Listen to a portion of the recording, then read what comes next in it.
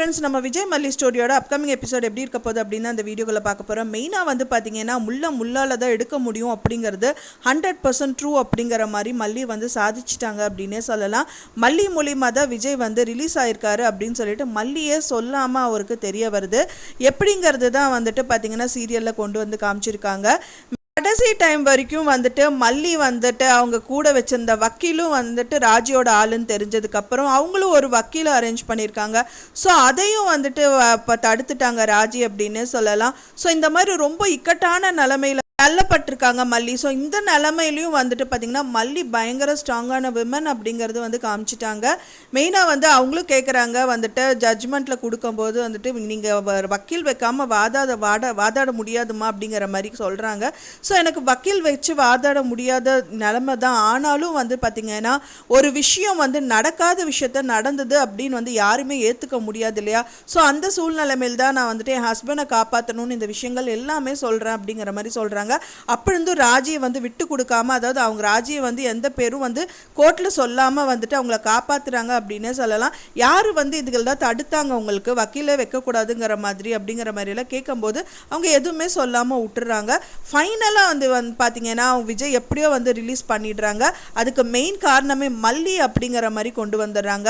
அவங்க என்னதான் பண்ணாங்க அப்படின்னா அழகாஸ் பண்ணியிருக்காங்க. அவங்க இப்போ இன்வெஸ்டர்ஸே வந்துட்டு டைரெக்டாக வந்துட்டு அந்த ஜட்ஜ்மெண்ட் கொடுக்குற இடத்துல வந்துட்டு கொஞ்ச நேரம் வெயிட் பண்ணுங்கன்னு சொல்லிட்டு அவங்க ஒரு நோட்டீஸ் கொடுக்குறாங்க. அது வந்து படித்து பார்த்தோன்னா ஜட்ஜ்மெண்ட்டில் இல்லை இது ஏன் இப்படியெல்லாம் நீங்கள் கொடுக்குறீங்க, கடைசி டைமில் நீங்கள் தானே இந்த மாதிரி எல்லாம் வந்து அரேஞ்ச் பண்ணிங்க அப்படிங்கிற மாதிரி பேசும்போது இல்லை நாங்களே வந்து வாபஸ் வாங்கிக்கிறோங்கிற மாதிரி கேட்குறாங்க. என்ன ரீசன், ப்ராப்பர் ரீசன் இல்லாமல் நான் வந்து கேஸை வாபஸ் பண்ண முடியாது, இல்லைனா அதுக்கான பனிஷ்மெண்ட் உங்களுக்கு கண்டிப்பாக கொடுப்பேன் அப்படிங்கிற மாதிரி சொல்கிறாங்க. அதுக்கு காரணமே வந்து அவங்களோட டாட்டர் தான் அப்படிங்கிற மாதிரி வந்துட்டு இன்வெஸ்டர்ஸ் வந்து சொல்கிறாங்க. டாட்டர் தான் காரணமா அப்படிங்கிற மாதிரி சொன்னால் ஆமாம், கடைசி நேரத்தில் என் பொண்ணு சொல்லி தான் இந்த விஷயங்கள் எல்லாமே பண்ண தோணுச்சு. ஏன்னா வந்து அவர் தான் வந்துட்டு ஏமாற்றவும் கிடையாது, அவர் கொடுக்குறான்னு தான் சொன்னார். நாங்கள் தான் ஒரு டைம் வந்து 6 months கேட்டதுக்கு வந்துட்டு இமீடியட்டாக கொடுக்கணும்னு வந்து வற்புறுத்தணும். ஸோ இதுக்கு காரணமே வந்துட்டு நாங்கள் தான். ஏன்னா வந்துட்டு அவர் கொடுக்க மாட்டேன்னு சொன்னால் கூட கேஷ் எடுத்துருக்கலாம். ஆனால் கொடுக்குறேன்னு சொல்லியும் நாங்கள் வந்து வலுக்கட்டாயமாக இப்போ தான் கொடுத்தாகணும்னு கம்பல் பண்ணிட்டோம். ஸோ அதெல்லாம் இப்போ தான் எங்களுக்கு வந்து தப்புன்னு தெரிய வந்துச்சு. ஸோ கேஸை வாபஸ் பண்ணிக்கிறோம் அப்படிங்கிற மாதிரி வந்து பின்வாங்கிடுறாங்க.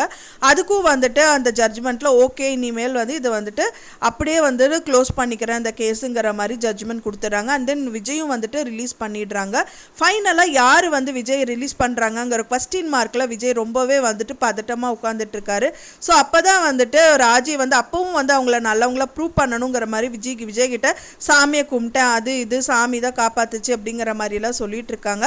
ஃபைனலாக இன்வெஸ்டர்ஸ் கிட்டையும் வந்துட்டு ரொம்ப தேங்க்ஸ் சார், நீங்கள் இப்படி பண்ணாட்டி நான் இப்படி வெளியிலேயே வந்திருக்க முடியாதுங்கிற மாதிரி சொல்கிறாங்க. அப்போ தான் இன்வெஸ்டர்ஸ் என்ன சொல்கிறாங்க அப்படின்னா மெயின் காரணமே வந்து மல்லி தான் அப்படிங்கிற மாதிரி சொல்கிறாங்க. என்ன சார் இது மல்லின்றீங்க, எனக்கு ஒன்றுமே புரியலையே, தேங்க் பண்ணுறதா இருந்தால் மல்லியை தேங்க் பண்ணுங்க அப்படிங்கிற மாதிரி சொல்கிறாங்க. என்ன தான் சொல்ல வரீங்க எனக்கு புரியல, உங்கள் பொண்ணு தான் காரணம்னு சொன்னீங்க, இப்போ மல்லின்றீங்க, என்ன நடந்தது என்னையா சொல்லு மல்லி அப்படிங்கிற மாதிரி சொல்கிறாங்க. அப்பவும் வந்துட்டு அவங்க எதுவுமே வாய் திறக்கலை. இன்வெஸ்டர்ஸ் தான் வந்து விளக்கமாக சொல்கிறாங்க, இந்த மாதிரி ஒரு ஒய்ஃப் வந்து கிடைச்சதுக்கு நீங்கள் ரொம்பவே கொடுத்து வச்சுருக்கணும், அவங்க ஃபைனலாக எங்கே அடித்தா எங்கே விழுவாங்கன்னு நல்லாவே புரிஞ்சு வச்சுருக்காங்க அப்படின்னு சொல்கிறாங்க. மல்லி வந்து அழகாக பிளான் பண்ணியிருக்காங்க. இன்வெஸ்டர்ஸ் கிட்ட வந்து டைரெக்டாக கேட்டாலும் அவங்க வந்து வாபஸ் வாங்க மாட்டாங்க. ஆனால் இன்வெஸ்டரோட பொண்ணுக்கிட்ட கேட்டால் கண்டிப்பாக வாபஸ் வாங்கிடுவாங்கன்னு தெரிஞ்சுட்டு பொண்ணுக்கிட்ட அவங்களோட வேதனைகள் எல்லாமே வந்து புழுங்கியிருக்காங்க. ஸோ அவங்க பொண்ணு வந்து அவங்க அப்பா கிட்ட பேசியிருக்காங்க. ஸோ அதனால் ஒரு பொண்ணு அவங்க அப்பா கிட்ட சொன்னால் கண்டிப்பாக புரிஞ்சுப்பாங்கன்னு சொல்லிட்டு இந்த விஷயங்கள் எல்லாமே பண்ணியிருக்காங்க.